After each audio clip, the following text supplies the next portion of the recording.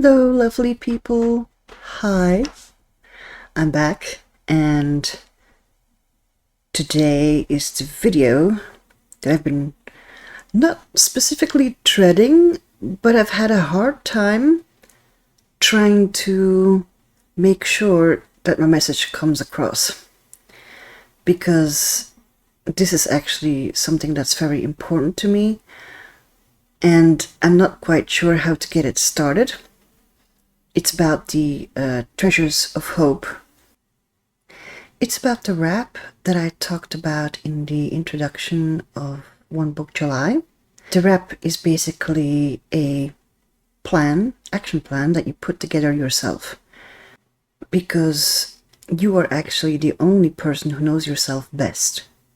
But sometimes, when things get a little bit more rough in life, or you're just not having a really good day, sometimes it really helps to actually see a plan written on paper, or if you use, something digital, seeing on your screen of things that you could actually do to improve how you feel, improve how you stand in life.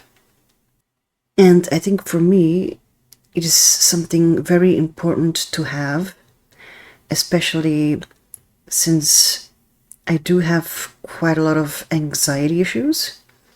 This comes from a diagnosis that I've had for years now.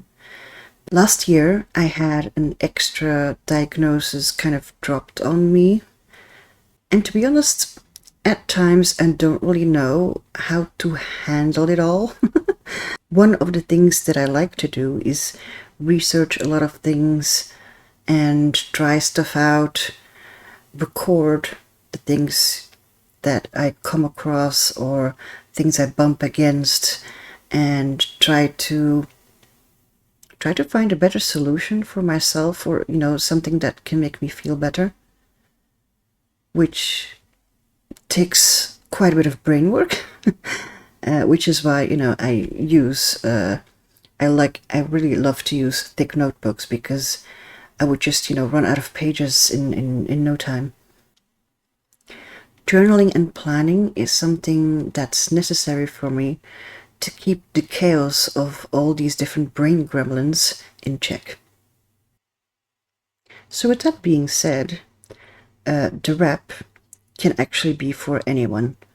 It could be for, if you have some mental health problems, between brackets, between parentheses, problems, that, that causes life to feel extra heavy, or it could be that, life seems to go too fast, or maybe it's depression, maybe it's, for example, diabetes, maybe addiction. It could be a lot of things. A different stage in life that could also cause some adjustments that need to be made, for example. We all get older. There's no running away from that. So, and sometimes it's hard to accept. Like giving ourselves grace, like giving ourselves some leeway, not being too hard on yourself, just making sure that you can live your life with all other stuff that, tries to hold you back a little. That you just need to adjust some things. I'm not sure if I'm explaining myself correctly, but I'm just trying to, I'm like gesturing with my hand here, like, get the stuff out. It's just that sometimes it's really hard to put into words the feelings or thought that you have inside, and sometimes it just doesn't come out right.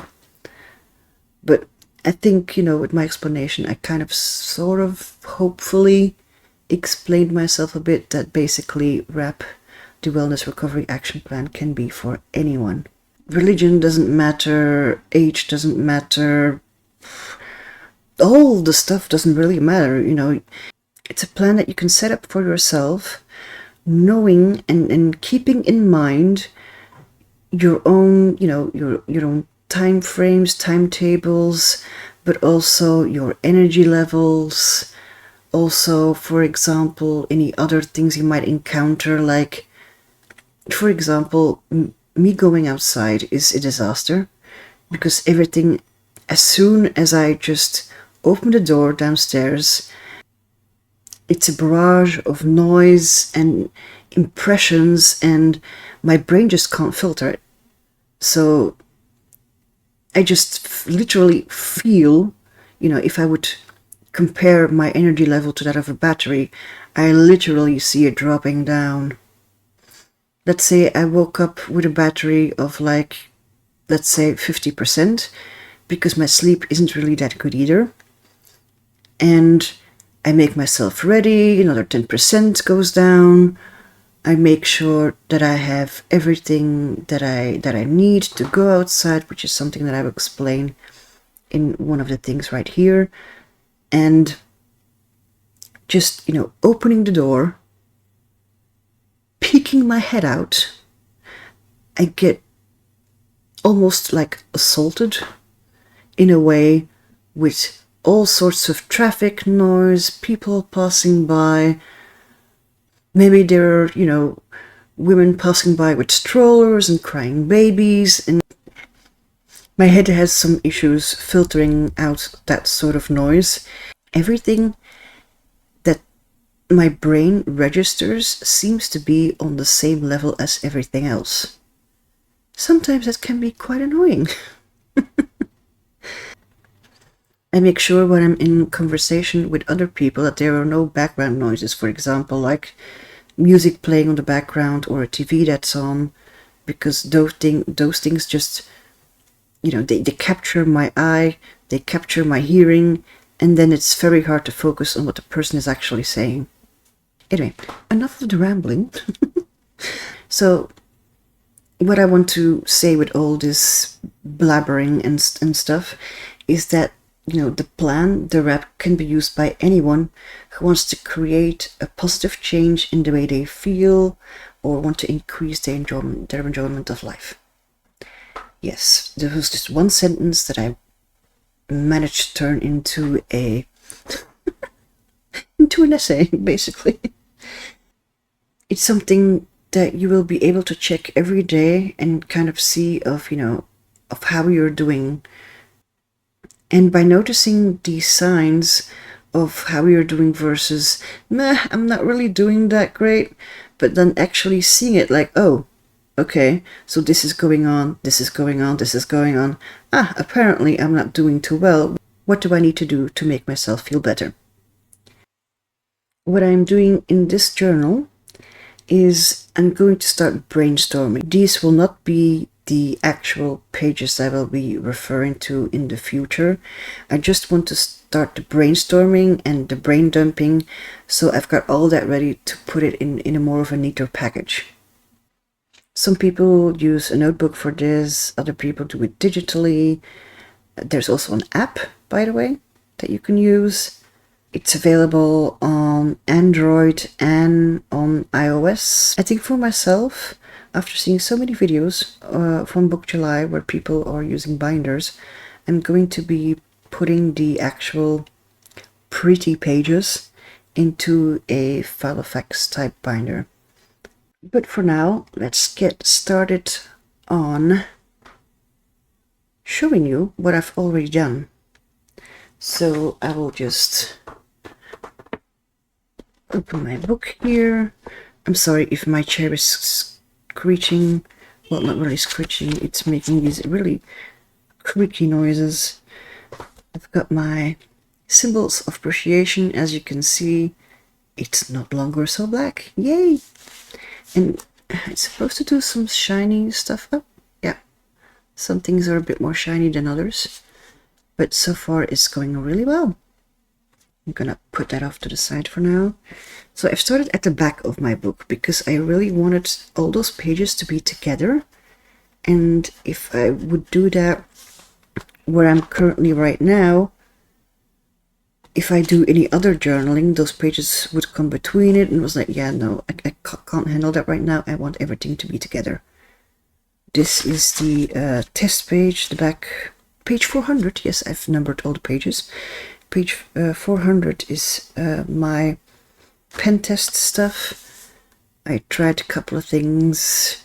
Unfortunately, I can't use my fountain pen, but oh well, I'm surviving. And some stuff bleeds through, other stuff doesn't. But I'm going to keep this part. Maybe I'm going to put an index here of the pages that I will make specifically for the wrap. But this page and the part on the other side I will use for a thank you or goodbye letter to my journal. That's something that I always do. I usually go and make a hello, welcome kind of thing here, and at the end I put a little note on how I felt and being thankful for the journal and all that kind of stuff. So anyway, I'm very distracted today, can you tell? So this might be an index page, I'm not sure yet, maybe not. What I did do is I put little tabby things here because I wanted to see how many pages that I would actually need, but I'm starting from the back. So this is like the first thing, and then this is the second, and that's the third, and so on. I did make a list. I made a list. This was very hastily written, but I can still read it, so that's fine. These are thus far the lists that I actually want to brainstorm on. And the wrap starts with the wellness toolbox, which I have over here. I haven't written it down yet or anything, because I was thinking of maybe doing like a little brainstormy thing together with you on, on each of the pages. So for now it's blank. So we've got the wellness toolbox, the feeling well list, and what that is like for me, because that can be totally different to how that is for you. I have then a list to feel well every day, more like, sort of like daily things that that would be very beneficial to you, the daily do's. And then also a list for the care tools, pick-me-ups and extras that you don't do every day, but that you do like on a weekly basis or every few days to just, keep the, what's that buzzword, momentum going. And then there's, for example, the triggers stuff. Triggers are things that suddenly may change your mood from like, being carefree, whatever, and then something happens and suddenly you don't feel so good anymore because it reminds you of certain things that might have happened. So I then called it my list. One of the things that could be is like holidays, like, Christmas and New Year. I'm really not a fan because it reminds me of certain things. So that, for example, will go on my trigger list. Then I will also be having a begone, sort of like an action plan and activities that I can do to feel less meh. Then the alarm bells. The alarm bells is, when it's going actually from being meh to a bit more serious, like, sudden bouts of crying or being extremely annoyed by the most silly thing ever, because it's a reaction that your body or mind has of like, excuse me, it's not going well. So there's the list of all the signs of that, things that I really must do, things that I could do if they feel right. For example, that could be like, oh, maybe I can, just read a book, just escape from reality for a bit. But at other times, it could be like, reading does not interest me at all at this time. So it could just, depend on one situation from the other. I added 2 lists because mine is a bit more focused on anxiety related stuff. Because last month, for example, I was ill. I had one thing after the other, and my body was like, yeah, no, I don't want this, get this out of me. And my anxiety was very high last month. So I want to go a little bit back to the roots of which I started, of the anxiety be gone list, of things that I can do, people I can talk to, so I can literally see it when I'm having a panic attack. I literally just go to a list and can see, okay, what can I do? Let's try this. At certain times, I have to admit, when I'm in a really bad anxiety attack, it's like my rational brain doesn't exist. I'm like, oh my god, I'm having a panic attack, I'm going to die, but it's like my brain doesn't realize, oh, but there's so many things that you can do that you've tried and that have helped. So, all techniques and coping mechanisms and all that kind of stuff. But I just forget. It's the same like when I have, for example, a raging headache. Sometimes my brain doesn't realize, oh, I can just take a painkiller. It's like, oh my god, I have this headache and what is going on? And, I'm getting into this whole worry cycle and etc. Instead of just, take a painkiller, calm down. Maybe then you can address the fact that, maybe it's because I slept funny. Maybe it's because I've been stressing too much lately.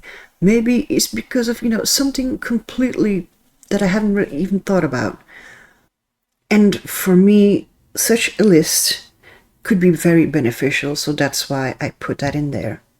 Then I also have one for the going outside prep, because I literally need to prepare myself to go outside. And it's not just on the day that it happens, it's also the day before, and even a little bit the day before that. I need to make sure, for example, that I get way more sleep than I normally do. I pick up my clothes for the day that I'm going outside, etc., etc. So these are all the things that I'm going to be including at the back of my journal.